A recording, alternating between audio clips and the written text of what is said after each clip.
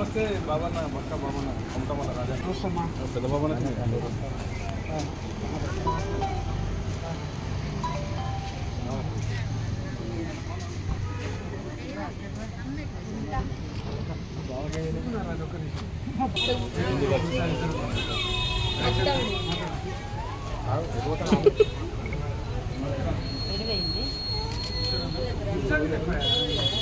అభ్యర్థిగా నియమించడం జరిగింది. అందులో భాగంగానే తిలక్నగర్ పట్టణంలోని 36వ డివిజన్కి కోరకంటి చంద్రన్న రావడం జరిగింది. ఎంపీ ఎలక్షన్లో ఈశ్వరన్న గెలిపించుకుంటే మాకు ఇక్కడ అందరం బాగుంటాము, ఊరు డెవలప్ అవుతుంది, పార్లమెంట్లో కార్మికుల హక్కులను సాధించే విధంగా ముందుకు తీసుకుపోతారని తెలియజేస్తూ ఈ యొక్క సందర్భాన్ని ఉద్దేశించి బాగుంట్ల భాస్కర్ గారిని మాట్లాడాల్సింది. ఈరోజు పార్లమెంటు ఎన్నికల ప్రచారంలో భాగంగా మన రామగుండం మాజీ శాసనసభ్యులు బీఆర్ఎస్ పార్టీ పెద్దపల్లి జిల్లా అధ్యక్షులు గౌరవనీయులు కోరకంటి చంద్రన్న గారు మన డివిజన్కి రావడం జరిగింది. గౌరవ పెద్దలు కేసీఆర్ గారు ఏదైతే పెద్దపల్లి పార్లమెంట్ నియోజకవర్గానికి ఎన్నడూ లేని విధంగా ఏ పార్టీ వారు కూడా ఒక ఎంపీ అభ్యర్థిని కేటాయించలేదు.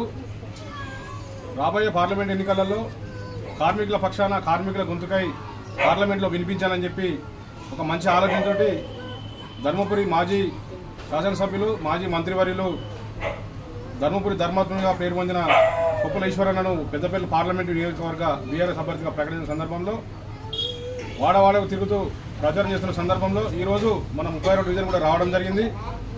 ఇందులో భాగంగానే కారు గుర్తు మీద మీరు అందరూ కూడా ఓటు వేసి అన్నను భారీ మేతతో గెలిపించాలని చెప్పి మనవి చేస్తూ, అట్లాగే మిగతా మన బస్తీలో కూడా అందరికీ కూడా మనం తెలియజేస్తూ, కాంగ్రెస్ పార్టీ ఏదైతే 420 హామీలు 420 హామీలు ఇచ్చి ప్రజలు మభ్యపెట్టి దొడ్డిదారిన వాళ్ళు ప్రభుత్వంలో ఏర్పాటు చేయడం జరిగింది.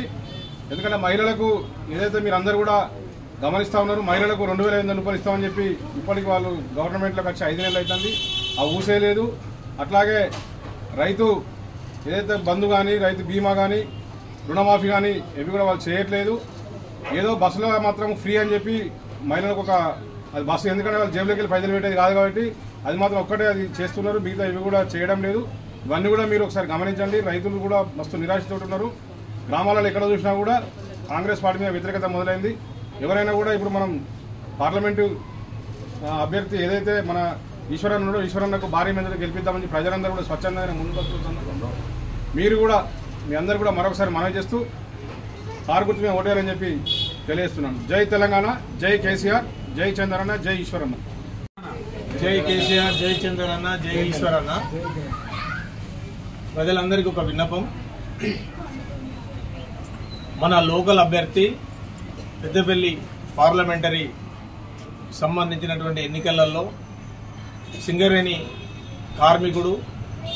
కార్మికుల కష్ట నష్టాలు తెలిసినటువంటి కింది స్థాయి నుండి ఒక మంత్రిగా ఒక నాయకునిగా ఎదిగి అర్థం చేసుకొని సమస్యలు అర్థం చేసుకొని ఇక్కడి నుండి ధర్మపురికి పోయి అక్కడ అభివృద్ధి చేసి తెలంగాణ రాష్ట్ర సాధనలో అగ్రగామిగా మన చందర్ గారు ఈశ్వరన్న గారి నాయకత్వంలో మనమంతా తెలంగాణను సాధించుకున్నాం. ప్రస్తుత పరిస్థితుల్లో విమర్శించడం కంటే వచ్చి కాంగ్రెస్ ప్రభుత్వం చాలా తక్కువ రోజులే అయినా కానీ మభ్యపెట్టేటువంటి విషయాల మీద తెలంగాణ రాష్ట్రాన్ని సిద్ధించుకున్న తర్వాత కూడా మళ్ళీ ఒక 20 సంవత్సరాలు వెనుకకు తీసుకుపోయేటువంటి నానుడి జరుగుతుంది. ప్రజలందరూ గమనించుల్లి. ఎవరో ముక్కుముఖం తెలియని వాళ్లను మనం ఎన్నుకున్నట్టయితే మళ్ళీ మన గొంతుకను మన యొక్క ఆలోచనను చెప్పడానికి మన బాధలను అర్థం చేసుకునేటువంటి నాయకుడిని ఎన్నుకోవడం బెటరు. ఇక్కడ ఉండేటువంటి పరిస్థితులను అవగాహన ఉన్న వ్యక్తిని ఎన్నుకోవడం బెటరు. మళ్ళొకసారి జరిగినటువంటి మిస్టేక్ను ఈ పార్లమెంట్ ఎలక్షన్లలో మళ్ళీ జరగకుండా చూసుకోవాలి. ప్రజలంతా చిన్న చిన్న అవసరాలు చిన్న చిన్న తప్పులు ఏదన్నా ఉంటే వాటిని ఒక పెద్ద వ్యవహారానికి ముడిపెట్టకుండా మన గొంతుకై మన మాటను వినిపించే అటువంటి నాయకుడిని ఎన్నుకోవాలి. అటువంటి వాడు మన కొప్పులీశ్వరన్న. మనకు దగ్గరుండే అటువంటి వ్యక్తులు మన బాధను అర్థం చేసుకునే వాళ్ళనే చేసుకోవాలి. కానీ ఈ నాయకులు ఎక్కడో ఉండి ఎప్పుడో వచ్చి అసలు మనుషులు ఎవరో తెలియని పరిస్థితులలో ప్రస్తుతం ఉన్నటువంటి పెద్దపల్లి పార్లమెంటరీ అభ్యర్థులు మిగతా పార్టీలల్లో ధనబలం ఉండి ధనంతో గెలుద్దామనే ఆలోచనతో ఒకరు, ఇంకొక మనిషి అయితే ఎవరో తెలియదు. కానీ మన నాయకుడు మన మధ్యలో ఉండి మన మధ్యలోనే పుట్టి పెరిగి ఒక ఉన్నతమైన స్థానానికి పోయి మన వాళ్ళ కోసం పనిచేసినటువంటి వ్యక్తిగా ఈరోజు తెలంగాణ రాష్ట్ర సమితి వారిని అభ్యర్థిగా ప్రకటించడం, వారికి వెన్నుదన్నుగా ఉండి ఆయనను గెలిపించుకోవాలనే ఒక విధానంతో లోకల్ అనే అర్థం చేసుకొని మనము కారు గుర్తు మీద ఓటేసి కేసీఆర్ గారిని గెలిపించుకొని మన మాజీ శాసనసభ్యులు చంద్రన్న గారి నాయకత్వంలో జరుగుతున్నటువంటి ఈ ప్రచార వేదికలో మేమంతా మా వంతు సహాయ సహకారాలు అందిస్తామని ఈ సందర్భంగా మనం చేస్తూ జై తెలంగాణ.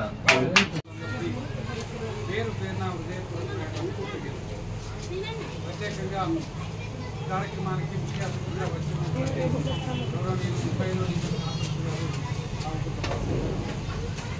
గౌరవనీయులు ధర్మశాస్త్ర వ్యవస్థాపక ఈరోజు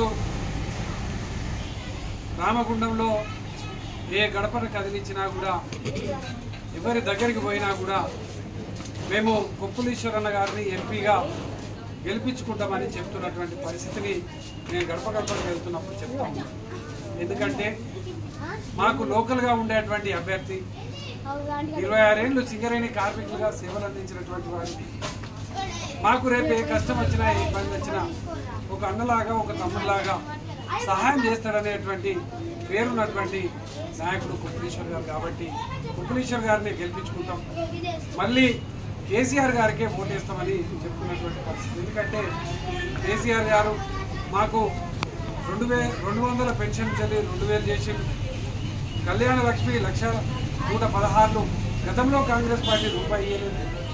గతంలో కాంగ్రెస్ పార్టీ రైతులకు రూపాయి సహాయం చేయలేదు. రైతు బంధు కింద 10,000 రూపాయలు సహాయం చేసిండు. ప్రతి ఒక్కరికి కూడా మహిళలకు కేసీఆర్ కిట్టు అని చెప్పేసి ఏర్పాటు చేసి గొప్పగా సేవలు అందించిండు. ఇలా కాంగ్రెస్ పార్టీ మోసపూరితమైనటువంటి హామీలు ఇచ్చింది.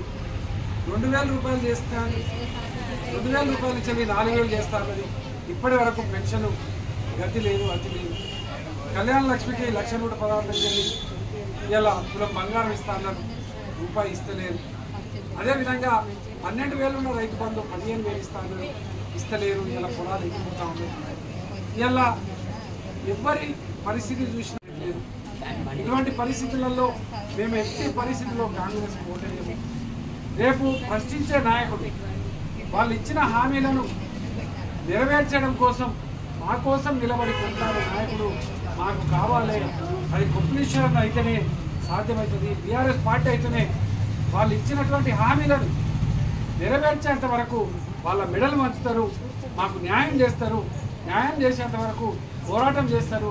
ఆ రోజు 14 ఏళ్ల పాటు తెలంగాణ కోసం పోరాటం చేసి ఇదే కాంగ్రెస్ మెడలు వంచి తెలంగాణ తెచ్చిండ్రు.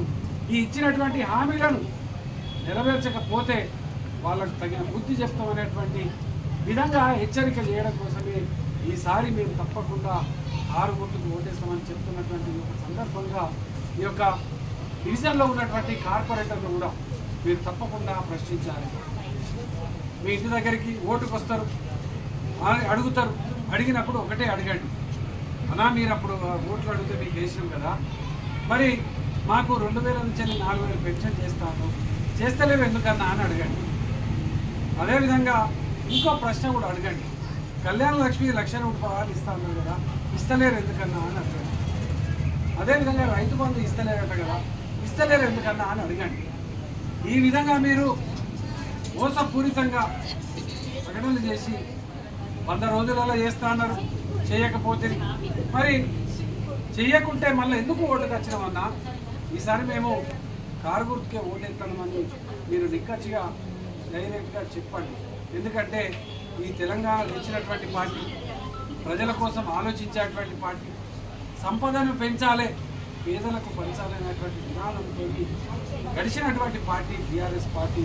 అందుకోసమే ఇవాళ బీఆర్ఎస్ పార్టీ యొక్క ఎంపీ అభ్యర్థిగా ఒక ప్రశ్నించేటువంటి గుర్తుగా కొప్పులీశ్వరను గెలిపించుకుందామని ప్రతి ఒక్కరు కూడా చెప్తున్నటువంటి సందర్భంగా 36 డివిజన్లో అత్యధికమైనటువంటి మెజారిటీని ఇచ్చేటువంటి విధంగా అక్కలు చెల్లెళ్ళు అన్నలందరూ కూడా ఉద్యమకారులందరూ కూడా పనిచేయాలని కూడా ఈ సందర్భంగా మీకు అందరూ కూడా విజ్ఞప్తి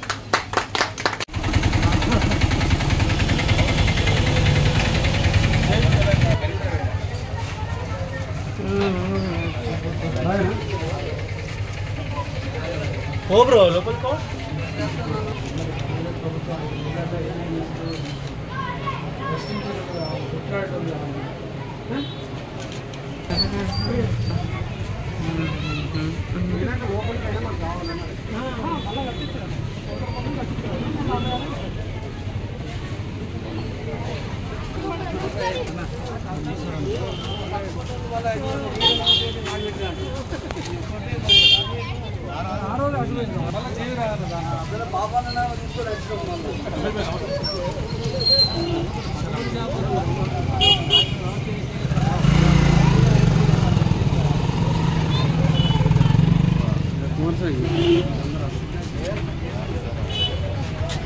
రమేష్ అన్న ఈశ్వరన్న గెలిపియాలన్న గెలిపి ఈశ్వరన్న మీకు తెలుసు ఎంపీగా పోటీ చేస్తున్నాడు. అందరు కొంచెం కూర్చోబెట్టి ఎంపీ అంటే ఎక్కడ కూడా గోవాలకి ఎక్కువ అవకాశం.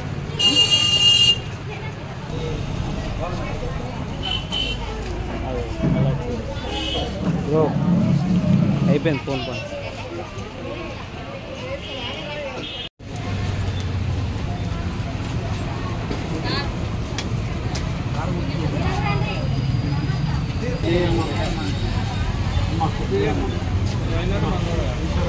ఎంపీ పోటీ చేస్తున్నాడు.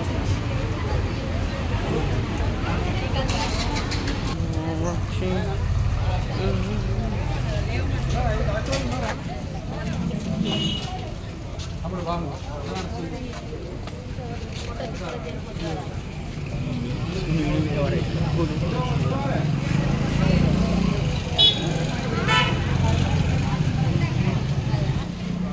ఎంపీ పోటీ చేస్తాడు.